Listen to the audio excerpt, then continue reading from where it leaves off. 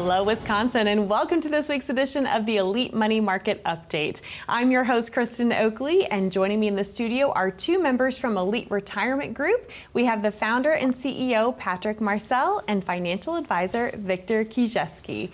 We're so glad that you're joining us today. We've got a lot of topics we're going to get to. We know that retirement comes with a lot of transitions and changes. We're going to be diving into some of those today to help you be prepared for them. And speaking of transition and change, first of all, Victor, Patrick, great to be here with you as always. But our viewers may not know that, Patrick, you are now a grandfather times two.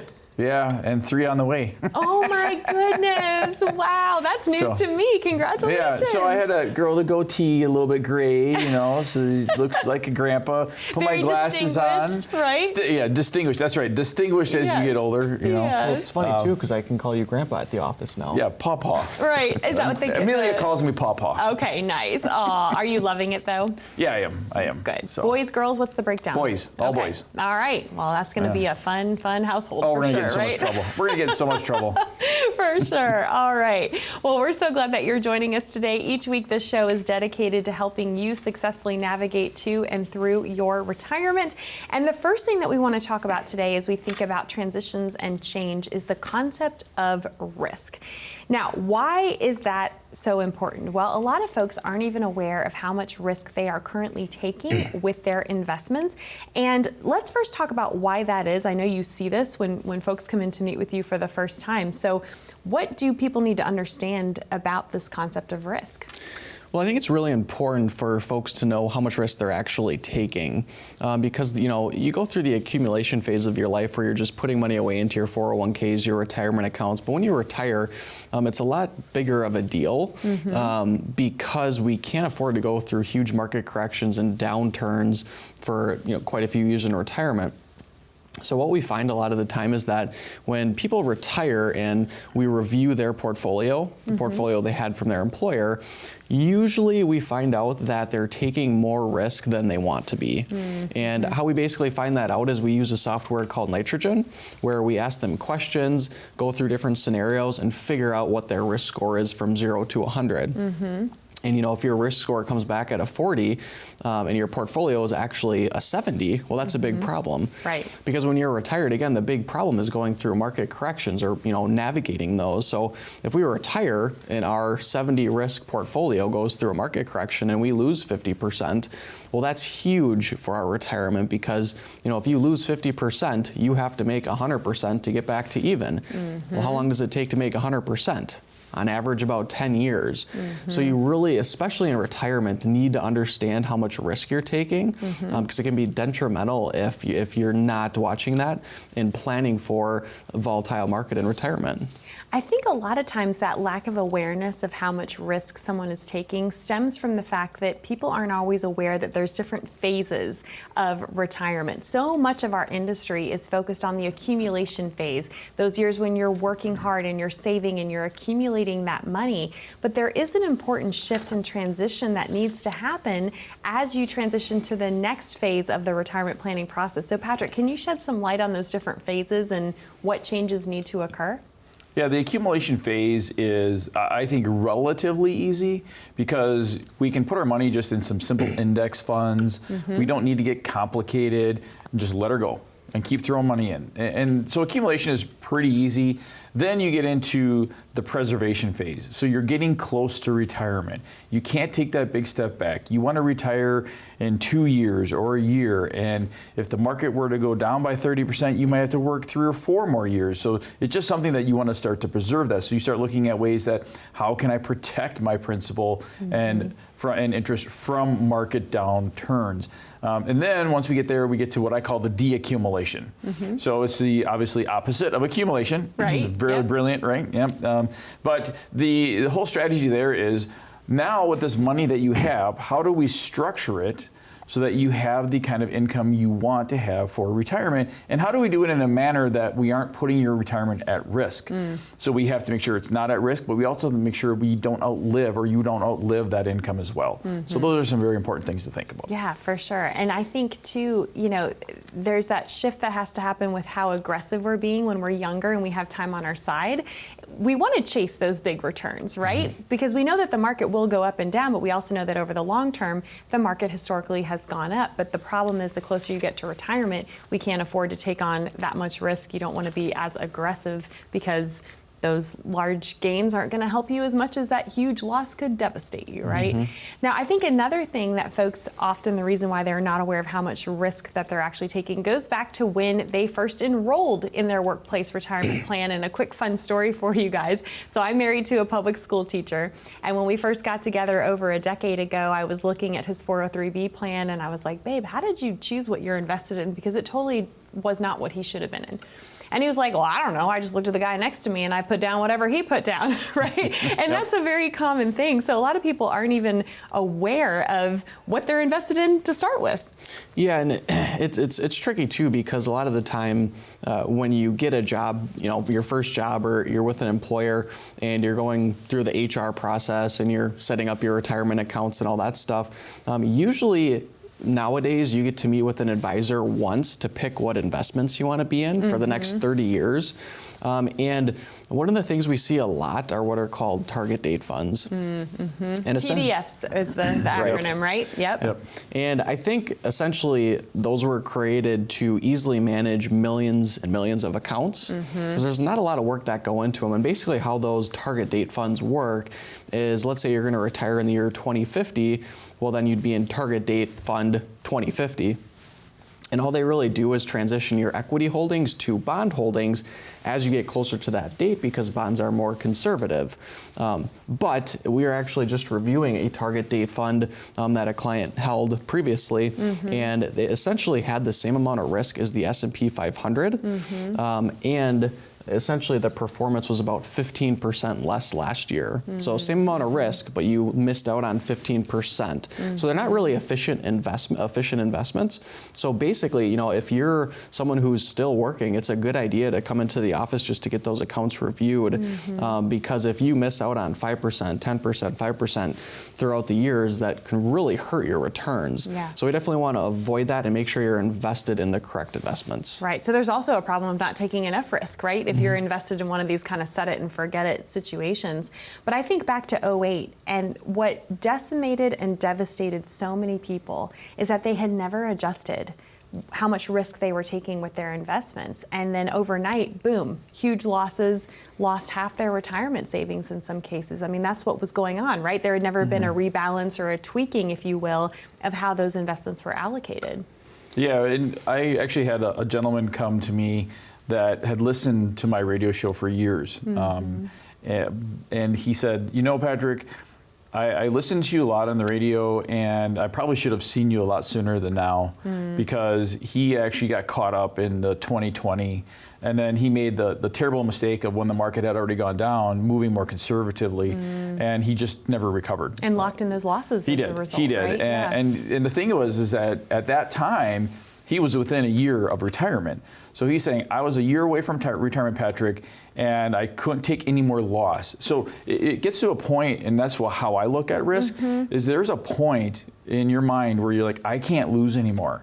I just can't lose anymore beyond this point. And that's really where your tolerance ends. And then he hit that. And then unfortunately, market snapped right back, and he just totally missed out on it. So, we were talking about what it could have been. Actually, he was saying should have been this amount, but now it's only this. And I said, that's terrible. But working with us, we take the emotion out of it. We're going to look at all the technical data, make decisions based upon the data, and not decisions that are emotional. And we do that in-house, so we can answer to you what we actually are doing and why.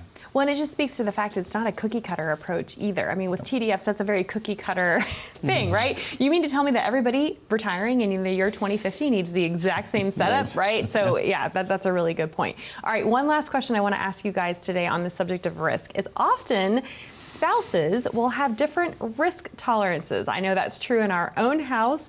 You help spouses walk through these conversations. I mean, do you find that that's the case? And if so, How do you help two spouses who have very different risk tolerances but are looking to try to achieve the same goals for their retirement? Yeah, and it's funny too, because sometimes we'll be in visits and, the spouses will start to bicker about how much risk they want to take. Right. But, our job is to be 100% objective and go over their options with them. And one of the big things we look at, especially for, spouses that might not be on the same page, what we really like to teach them is what we call true diversification. Now, everybody has their own definition of diversification, but at Elite Retirement Group, very simple. We need to have investments that are at risk in the market. That's where we're going to see the most growth, but we also have to have investments that are not exposed to the stock market. So when the market crashes or goes down, like COVID 2008, we have sources of funds that we can pivot to draw income from. So that kind of fixes that problem sometimes. I also have cases where one client or one spouse will, have one strategy and the other spouse will have their own separate strategy. So you don't have to share assets if you don't want to, but really we can do it all at Elite Retirement Group, and we make it work based on, how much risk you actually want to take. For sure. Well, obviously so much goes into this and really peeling back the curtain and what someone has, how much risk they're currently taking, what stage of life they're in, right? What stage of their retirement, how close they are to that retirement date, and then making those necessary adjustments and changes. So if someone's watching today and going, yeah, I need help with this, you might not even be sure what you're currently invested in, how much risk you're taking, or as the story you shared, Victor, are you taking enough risk? What would you say to that person? Well, I'd say one of the things that you want to do is sit down with somebody that can be 100% objective for you. Don't make emotional decisions. That's where I've seen in over my 20 years, people make the biggest mistakes and have the biggest regrets, is they make emotional decisions. I don't know how many times I've had somebody say to me, I lost this amount of money where they were before, and I'll never ever make it back. And they went totally conservative, and they just completely missed the boat. We only should invest money in the stock market. We're okay losing. And that's really an important way to look at it. So, I think if you're sitting there at home and you're thinking, okay, well, I'm not really sure where I should be at, and have a different conversation other than just somebody shoving a piece of paper in front of you, filling out some answers and getting some number to tell you where you're at.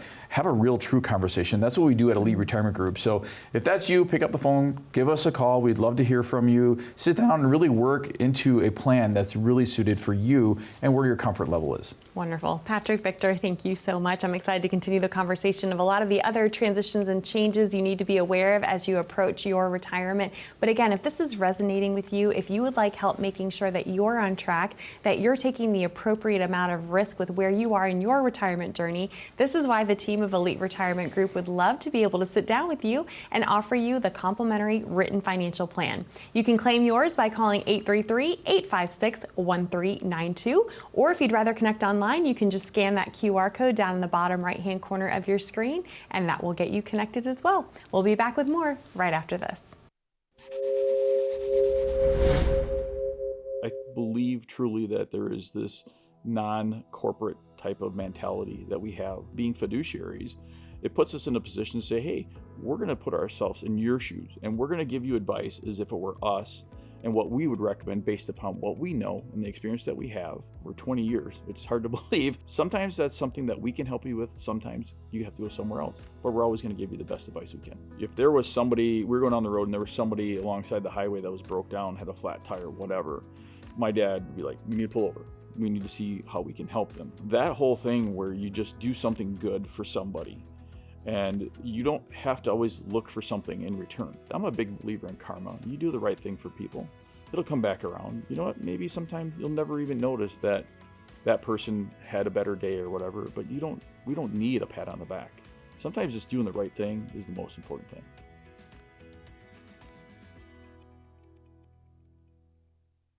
Better is just better. Wouldn't you agree? It's the American way, from a better house to better careers to a better education for our kids. Americans strive for better. So when it comes to your retirement and retirement planning, what could better mean to you? Better income? Better lifestyle? Better solutions? If you want to find out what a better retirement could look like for you, call the number on the screen or scan the QR code below. It's your retirement and your opportunity for better.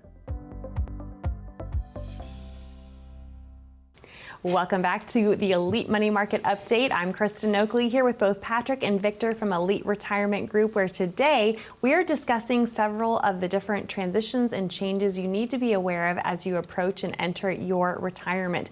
Before we dive back into the next transition we want to talk about, I think it's interesting, we all talked before today's show started about the reality that artificial intelligence is happening, and it's happening within this industry. And I know you were in a conversation recently with another advisor who said that he thought that down the road, financial advisors would be replaced by AI.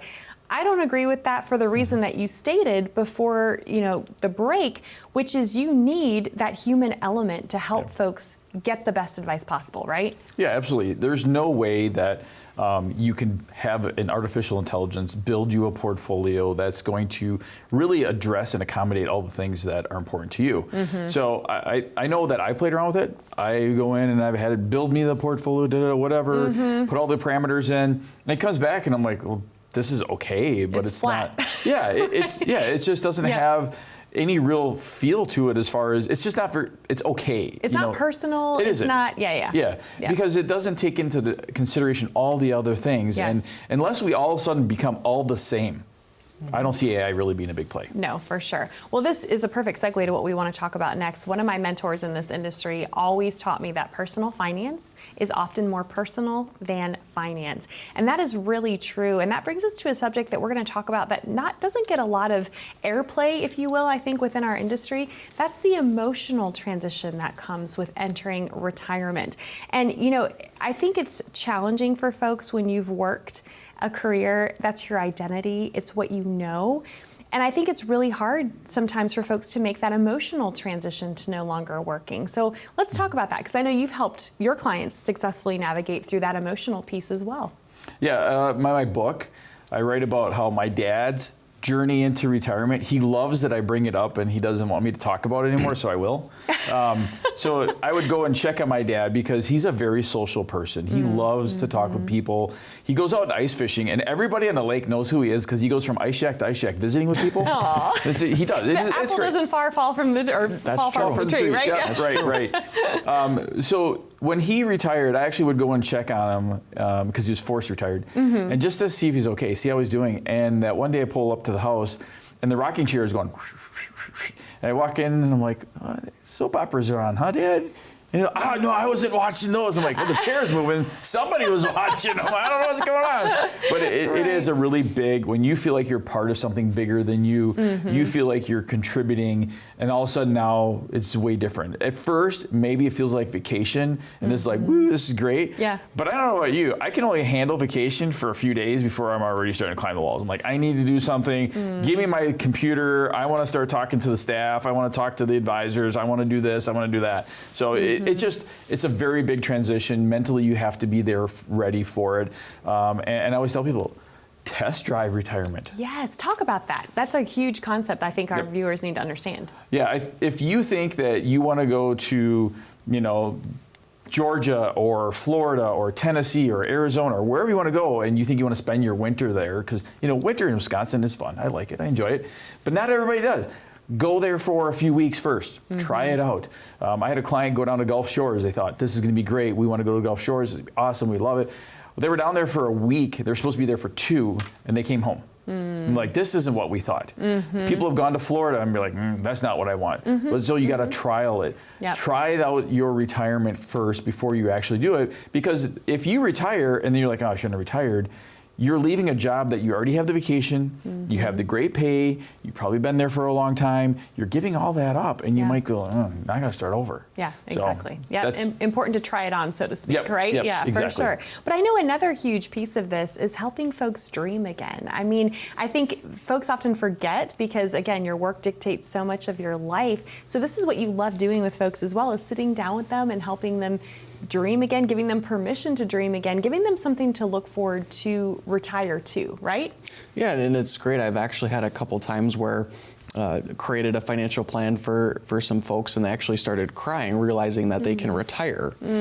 So there is a side of our business, the emotional side, that is really nice too. It's very rewarding. Yeah, 100%. But to kind of piggyback on Patrick a little bit, one of the questions I always ask folks who are going to retire is, what are you going to do? And a lot of the time they have no idea what they're going to do. Right. They just haven't want even to thought about it yet, right? Yeah. And really, a big point of working is so you can get the funds to retire. So you really want to know what you want to do in retirement. And, you know, I'm kind of a health nut. So why is that funny? Because you are Mr. Water for 15 days, yes. A little bit, but if you retire and you go to the couch, and I've seen it in my 5 years of working for Patrick already, your health just deteriorates. So as humans, we need to be interacting with other humans. We need to have hobbies. We really need to have purpose. You know, if you don't have purpose in life, you don't have a whole lot. So, you know, there's the financial side of retirement, and then there's, you know, what are we actually going to do in retirement? And then we build our plans around what people want to do in retirement. You know, as you were talking, it reminded me too that a lot of folks are completely unprepared for that emotional change and transition. So I'm so glad that you talk about this with your clients. But also, then you add the stress and anxiety that can come if you don't have a financial plan in place. And gosh, those two things together could be a recipe for disaster. So what would be your encouragement to viewers today as we think about the importance of paying attention to the emotional transition that they're going to be encountering? Yeah, it's going to be hard enough to retire and deal with that emotional side of it, the part where you aren't part of something bigger than yourself, contributing to a larger thing. Take and deal with that. Don't worry about, will I have enough money to retire on? Am I doing all the things I need to do for retirement? What should I do when? Because guess what? We'll take care of that for you. We'll help you with the plan to figure out everything you need to be doing, when you need to be doing it. And remember, when you call in, schedule time with us, we're going to send you that packet that has a whole bunch of great stuff in it. One of them is that checklist of what you need to have and what you need to get ready for retirement. The book's in there. Everything's in there to get you really going, get you started. So all you have to do is pick up the phone, give us a call. We'd love to see you, love to hear from you. We have a lot of great, talented people there ready to help you. Wonderful. Patrick, Victor, thank you so much. That number to call to schedule your time to come in and receive your very own complimentary written financial plan is there on the bottom of your screen, 833-856-1392. Or again, you're welcome to take out your smartphone and click that QR code, and that will get you connected as well. We'll be back with more right after this. As a good saver, you've been putting away money during your working years. Studies find that the biggest fear of retirees is running out of money. Market volatility isn't just the downward movement of stock prices, it's the size and frequency of change. The more dramatic the ups and downs, the higher the volatility.